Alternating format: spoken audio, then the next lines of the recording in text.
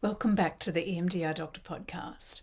I have managed to tear myself away from the kitchen today to do a little bit of podcasting. Now, to tell you the truth, I'm not someone who really enjoys being in the kitchen very much. I tend to be pretty simple with meals and a bit of no fuss, so long as I get some protein and some veggies into me, that's okay.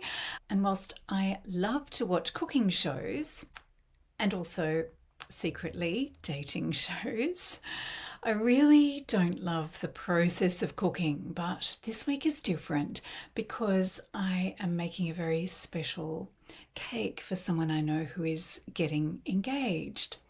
So I used to be a little bit of a baker, and for many years I made a lot of, birthday cakes, the classic kids' birthday party cakes, dragons, fairies, teddy bears, cats, dolls, all of those sort of things, the works. But I have never really made a professional cake before. So this week has been all about watching YouTube videos and a little bit of practicing and cake crumbs and sugar up to my elbows, which has been really fun.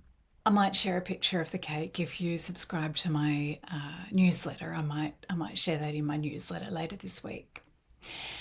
And aside from being fun, another really great result of this kind of little deep dive into cake baking, this newly discovered passion, is that I have spent a lot less time on social media and scrolling. So there's been a lot less watching, a lot less scrolling, and I'm a little bit embarrassed to say, a lot less impulse buying. So I've noticed a little bit of a change in myself in relation to my habits, and as a result of not being on my phone so much, not scrolling so much, I found that I'm a bit more focused, a bit less distracted, a little bit more productive, and I'm able to keep my own goals in mind rather than having all of this input coming in from other people, all of these shiny new things, all of this interesting information that people want me to hear and want me to look at, want me to be involved in, and want me to buy online. And alongside this week, I have had a couple of people telling me that social media has become problematic for them, that they wake up in the middle of the night to maybe go to the toilet or put a blanket on, something like that, and then they find themselves scrolling in the middle of the night on social media for a couple of hours, which of course is going to make any problem with insomnia worse, with the influx of the bright light on the eyeballs, which makes our brain think that it is daytime and makes it much harder to go back to sleep at 3 or 4 in the morning. And then when we have to wake up at 7 o'clock in the morning, we are tired, we find it hard to get out of bed, we procrastinate, we might get back on the phone again just to check the weather, and then we're straight back on Instagram or Facebook again. It is so addictive. Our brains are craving the novelty, the colour, the movement, the fun, exciting things to look at, and it is so available and almost impossible to resist. And for some people who have, say, a creative job or a pastime that is creative, social media can feel like looking for inspiration, enjoying the creative input of other people. But if we're always looking to others, getting hooked on their output, then it's really hard for us to come back to our own creativity, to have enough space to flourish and bloom. If we are to put out creative work, then we need breathing space. We need quiet time, reflection, time to kind of brew those little tea leaves of ideas into something magnificent. So why is something so fun so bad? Of course, it's not. It's not bad if it's not impacting our lifestyle. If we have many hours to spare, if we're laid up in bed or if we're in between jobs, if it doesn't matter if we sleep well or not, if we don't have other tasks we need to do, it might just be a lovely pastime. But how many of us are actually in that position? And there are actually some more sneaky ways that scrolling harms our brains. The rapid fire new information makes our attention span shorter. We are less able to concentrate for longer periods. We may be more prone to anxiety, especially with the abundance of bad news we are bombarded with, especially currently. We might find ourselves with a bad case of comparisonitis because everybody else is sharing these shiny, perfect photos of their amazing life, which may not actually be true. They are very collated or even created, those pictures. So the temptation is to compare ourselves to those other very attractive moments in other people's lives. So our self-esteem suffers. The more information we are fed, the less we think for ourselves. So our cognitive skills diminish, and at the same time, our brains actually get tired from collating so much new information and trying to assimilate it all at once. So our cognitive abilities decline. We might exercise or play or socialize less. So we become more isolated and less fit and less joyful. And if we are looking at things that are exciting, which most posts are designed to be exciting, then we get a rise in our cortisol, the stress hormone, every time we pick up the phone, leading to higher stress levels and maybe further fatigue and irritability. So most people know if it is a problem for them. And most people know what to do about it. Don't keep your phone in your bedroom. Put it on to recharge in another room. No phones at the dining table so that we actually talk to other people at the dining table who we're dining with. No phones on the work desk so that we can concentrate on our computer, on our work, not be forever picking up our phones. Another little technique is to have a social media free hour before bedtime. So that just allows the eyes to get used to the change of light and it allows your body to relax and get ready for bedtime.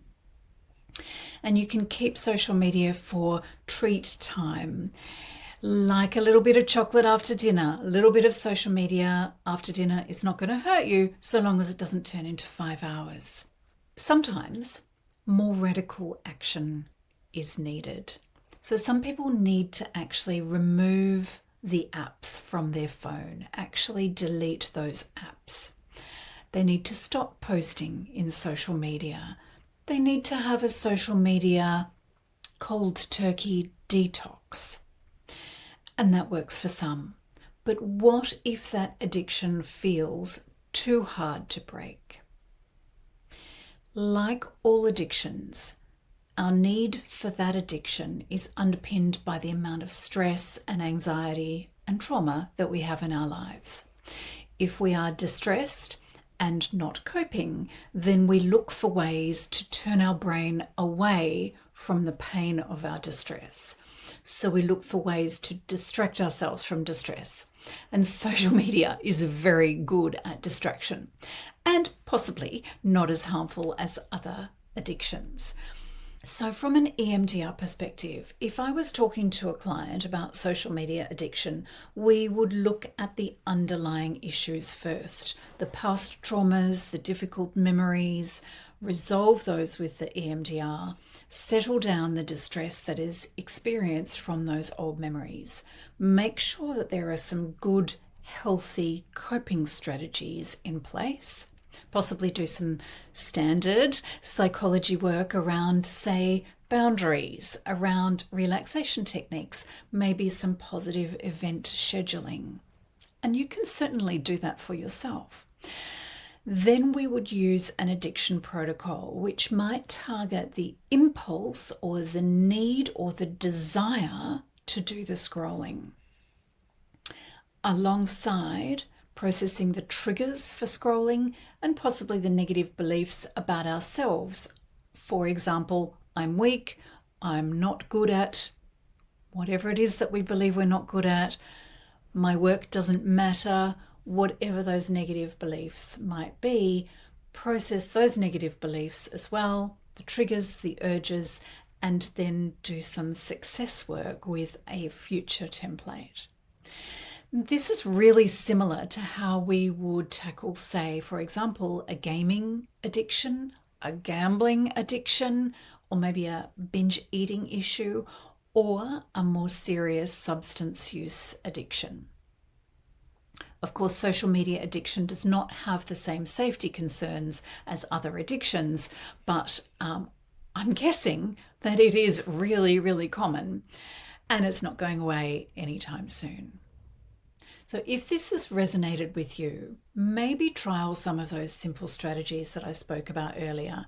Set some small goals, like, for example, no social media after dinner, or no social media during work hours, or just removing the app from the phone, and see how you go with those initial straightforward strategies. If it is more of a problem and needs some further intervention, have a chat with your local EMDR practitioner and do some work on it so that you can lead the best life for you without being tied to that colourful, shiny app. Now, just in case you are not sick of the sound of my voice yet, I'll just let you know that in June, I am going to be doing a bit of a webinar about shame. So if you're a clinician and you would like to know how to treat shame in your clinical practice, then on my website, I have a book-in page now. So 4th of June, 7 p.m, Australian Eastern Daylight Time. And then later in July, I'm going to be doing a webinar about dissociation. And in August, very excitingly, I'm going to be hosting a webinar with my friend Kate Beersley-Smith all about DID, dissociative identity disorder, which is such a fascinating topic, and I can't wait to bring you that one too. So I hope today has been helpful to you. Please feel free to reach out to me via my website, emdrdoctor.com.au, or my email address, admin@therapynest.com.au. And if you've enjoyed this podcast, then please like or follow or subscribe or leave a comment if you're watching on YouTube. I really love to hear your comments and I reply to them as best I can. So I love to hear from you. Please do reach out to me and I will talk to you again next week. In the meantime, take good care. Bye for now.